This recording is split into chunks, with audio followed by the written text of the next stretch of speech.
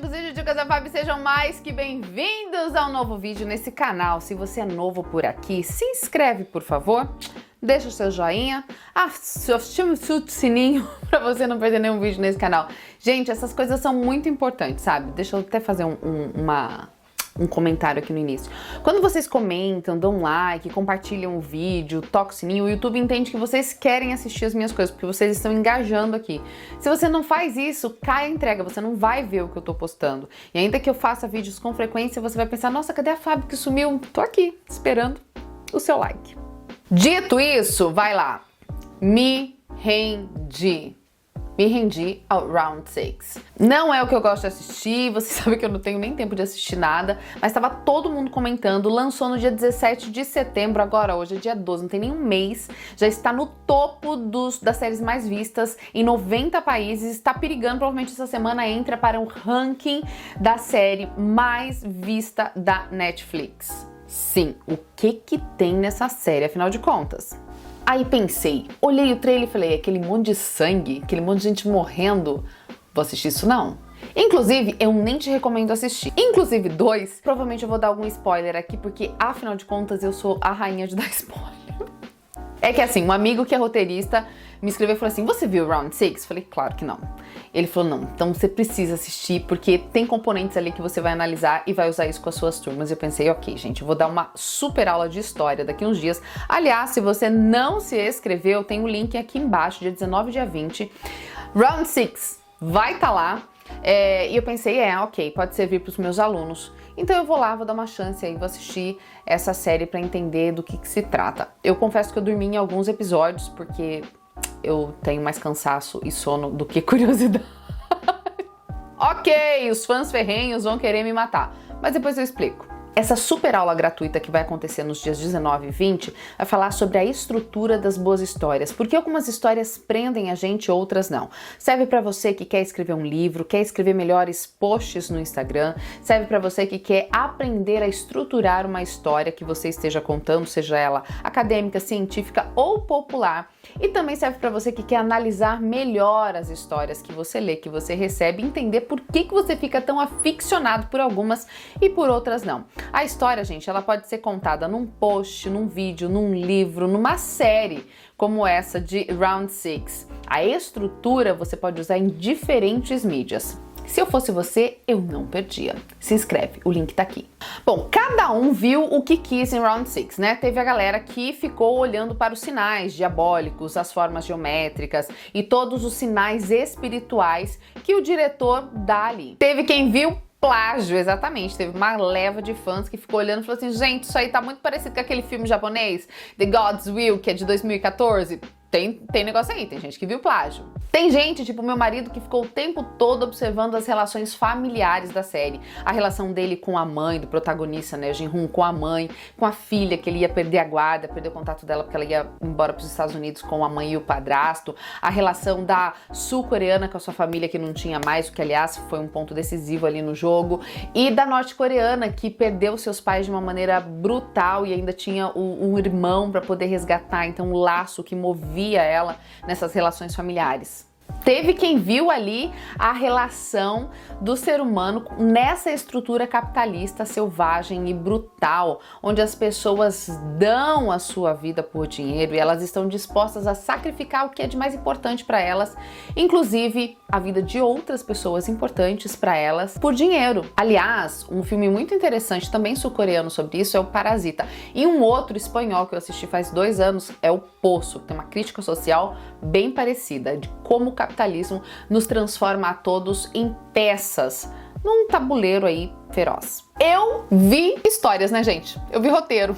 Eu vi personagens, eu vi estrutura. E é sobre essa estrutura de narrativa que eu quero conversar com você nesse vídeo. Então, já deixa o seu joinha. Bom, a gente tem uma premissa super batida aqui, tá? O que é uma premissa? É aquele mote, aquele início da história, que é uma pessoa super endividada, nesse caso 456 pessoas super endividadas, com a vida quebrada, cheia de problemas, que acabam entrando sem escolha, meio que por escolha, num jogo onde elas podem resolver a vida delas, ou seja, elas podem ganhar uma bufunfa se elas forem aos seus limites limites. A gente tem Suzanne Collins com Jogos Vorazes, que é bem parecido. A gente tem o Prêmio Nobel de Literatura, William Golding com O Senhor das Moscas. A gente tem Battle Royale, que é também do Takami, um japonês. A gente tem Jogos Mortais. Enfim, a gente tem um tanto de livro e de filme, ou seja, de premissas muito parecidas. Pessoas em situações limítrofes que vão para jogos ou para disputas que podem custar a sua vida para tentar uma solução que seja um pouco melhor do que a realidade delas. Ou seja, a premissa é batida. Tô lembrando também do The 100.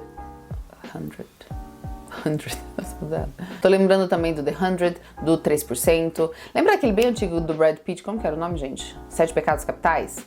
Tem uma premissa parecida. E aqui, para quem é escritor, para quem é roteirista, para quem gosta de contar histórias, a gente tem um primeiro vislumbre de como é contar histórias no mundo de hoje. Quando que você teria assistido uma série como Round Six, como um filme como Parasita, ou mesmo O Poço, que eu falei antes, que é uma produção espanhola, ou La Casa de Papel, que também foi um baita sucesso, não fosse a globalização dos meios, não fosse a possibilidade de falar com as pessoas sem limitação de espaço geográfico e de tempo, ou seja, não ter mais que um horário específico para assistir e nenhum lugar que limita essa produção. Por aí a gente já começa a ver como tá diferente o mundo de hoje para contar histórias. Mas o que faz de Round Six esse sucesso absoluto no mundo todo? Veja, inclusive tem um provedor de internet na Coreia do Sul que tá processando a Netflix, que tá pedindo a Netflix indenizações porque, segundo eles, o volume de consumo de internet foi aumentado drasticamente por causa da série. Vai vendo. Eles estão todos lutando para viver e, no caso, tendo que matar para ganhar 45,6 bilhões de wons, que é a moeda coreana, que dá aí mais de 200 bilhões de reais. Então, se eles saírem dali vivos, eles resolvem o problema da vida. Pensar que nem 1% deles já estava bom para mim.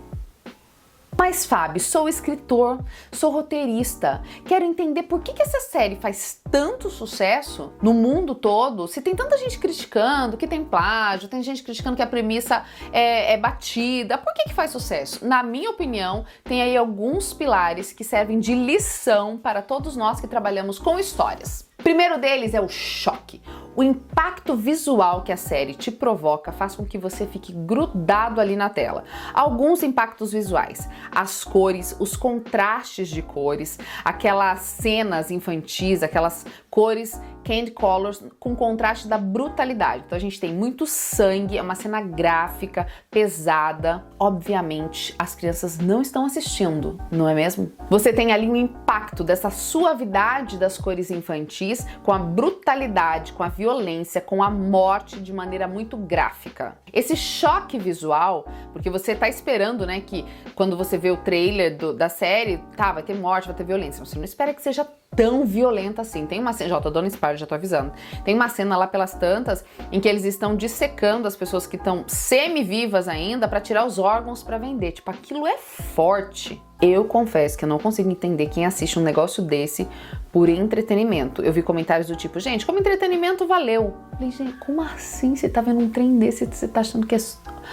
O mundo tá estranho. Muito bem, choque é um fator muito importante para o sucesso, porque te prende, faz com que você tenha imediatamente uma promessa. Tá chocado com isso aqui? Vem mais, te prometo que tem mais. O nosso cérebro fica atento porque ele quer receber ali de alguma forma alguma coisa a mais. Isso faz parte de uma estrutura que nos motiva a continuar vendo. Simplicidade, você tem ali premissas muito simples dos jogos, por exemplo. E o diretor coreano, ele até falou assim, ó, eu queria que fossem jogos simples, como os infantis, né, tipo Batatinha 1, 2, 3, que virou uma febre, o jogo da Lula e tudo mais, porque as pessoas poderiam não ficar pensando nas regras do jogo e prestar atenção nos personagens, né?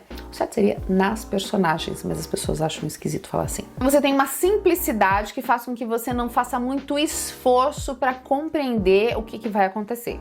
Você já sabe, tem que chegar ali sem se mexer. Você tem um outro ponto importante das narrativas: conflitos. Toda narrativa, para prender a gente, precisa ter conflito. Essa, na verdade, tem um pouco de conflito demais, na minha opinião. Os conflitos fazem com que você espere uma resolução.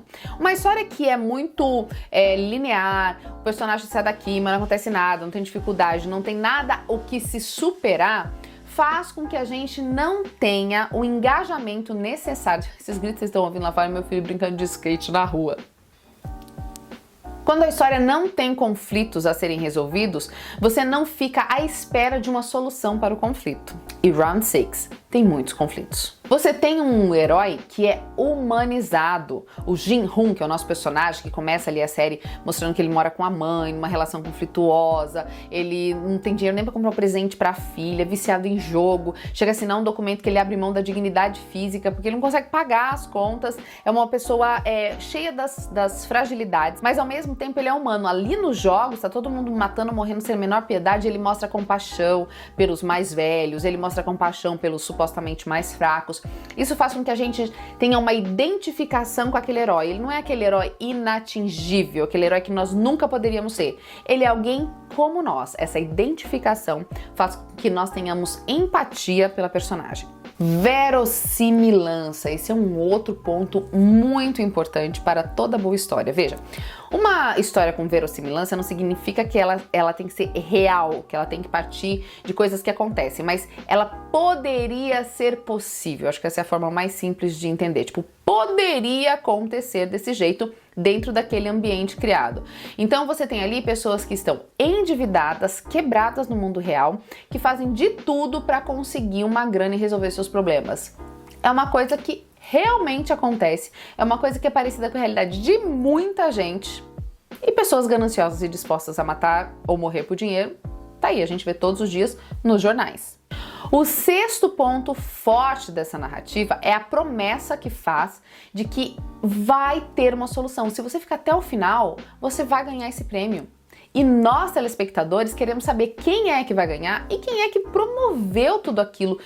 Da onde que surgiu esse jogo? Quem foi o lunático, sádico que criou um treco desse? Essa promessa de revelação faz com que a gente fique esperando até o último.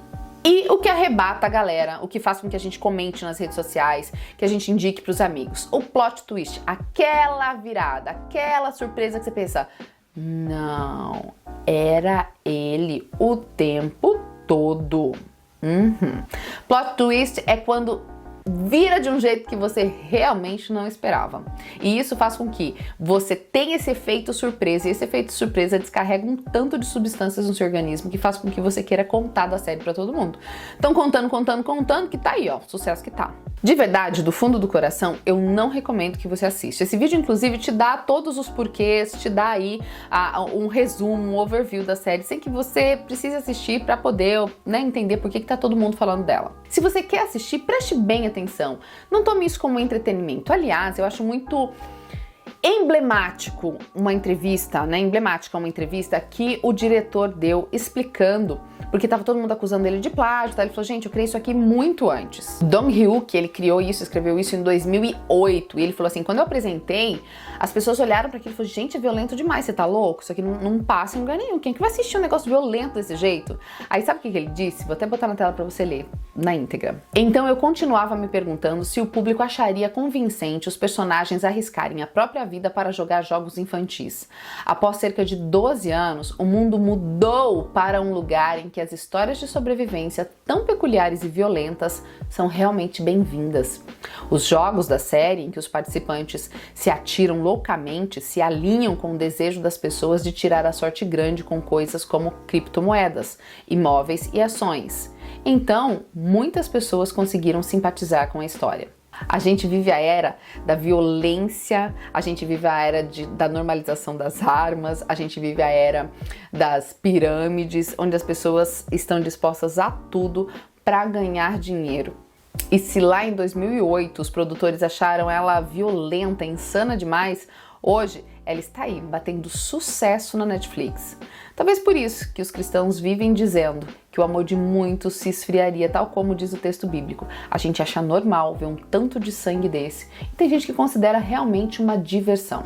Como escritora, como roteirista, eu te digo que sim, existem pontos fundamentais na história em que se pode se basear, né, pelo menos nesses pontos, herói, conflito e tudo mais, para você criar uma boa história. Mas como entretenimento de verdade, eu não indico Round 6 para ninguém. Se você é pai ou mãe, fique atento, essas novas brincadeiras estão virando moda entre as crianças. por causa da série, o que significa que crianças pequenas estão assistindo um jogo extremamente violento, com cenas de nudez, com crimes que não deveriam fazer parte do imaginário de nenhuma criança. Se você gostou dessa análise literária, vamos dizer assim, né, de Round 6, me conta aqui embaixo o que mais te impressionou. Se você ainda não viu, continue assim.